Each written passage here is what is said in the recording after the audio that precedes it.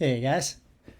So this week I decided to work more on my inventory UI and a system to allow the player to drop items. So earlier I had the ability to click on an item and then equip comes up for any type of armor or jewelry. This week I'm also added this drop button. So for most items you'll be able to drop them. I haven't decided if there's going to be any quest specific items that you really wouldn't be able to drop. But for now, I just made everything droppable, and I had to make it so there's for each item there's a assigned mesh and material, so that way when an item's dropped, it'll instantiate a game object and remove that item from the inventory, and then create the object with whatever particular item you're trying to drop. So we're gonna start off with the pickaxe here. So I'm gonna just drop this, and it's out of the inventory, and you can see right here now it's pick upable. Pick it up, and then it goes right back here. Now I'm going to go into side-by-side view here. Actually, maximize is better, but all right. So I already got an error here.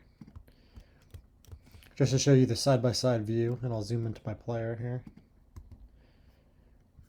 So if I'm over here, I want to drop the copper bar, and they're just dropping, and you can see here that the quantities change. So I'm going to go back into maximize view. So dropping all the copper bars, dropping some emeralds, dropping some mushrooms, and dropping these boots, and then you can see everything's here in this pile, and I can pick them right back up. And emeralds. And then you can see right back here, they come right back into the inventory. And then you can just drop them as you go. So drop here, and the same thing works for equipment. I had to tweak a few things,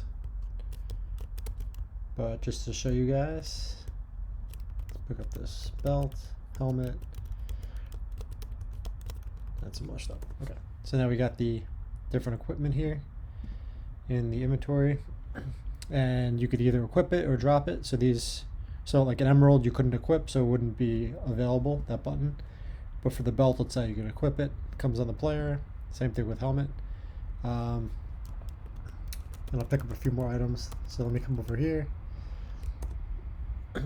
and let's say I don't want these items, they're not as good. I'll drop this, I'll drop this, I'll drop this, and drop all this item. And there's a stack of them. You can run right through it, and you can pick them right back up if you want to. So let me just go quickly into how I did this in the script.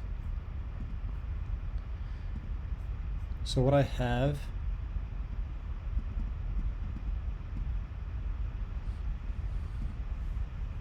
is my inventory class that I've been updating with different methods. Last week I did equip item, so you can click on an item, click the equip button, and then it'll call this method. This week I did drop item, so it's pretty much saying if there's an active inventory slot with an item, it's going to create a game object. If there's no mesh within the item, so this is the item, the scriptable object, which stores all the information, such as like the pickup mesh that it'll create, and the material. You know, if it's depending on the copper bar, it's going to have the copper material. This way, this script knows when it creates the object. So if there's no mesh, it's just going to create a cube, and I just set this as the default. But if there is a pickup mesh, then it's going to add a mesh filter to the object, and then it's going to add the mesh from the active item that's selected in the inventory, and it's going to take this pickup mesh if it's not null, and that's going to be the mesh or the the type of object that's being instantiated. It's going to add a rigid body, it's going to add a mesh renderer, and then the material, same thing. If there's a material in the in the scriptable item, it's going to use that material. Otherwise, right now I've just set it. It's probably going to be pink because there won't be a material. Then it's going to add a collider. It's going to make the game object name the same as the item name. And then it's going to add this component item information. And this is what I set up to allow the player to interact with different items. So if an item has this class on it and its pickup is true, then it will be able to pick up from, and this is like my player interaction script, which I won't go into, but pretty much it's saying if there's an item there and it has item information on it and pickup is true, then you'll be able to pick it up. I set this because I might want to have like certain items not being able to pick up, like if it's like a farm of another like NPC, you can't just like pick up items. It's more for like decoration. So only certain items will be able to be picked up.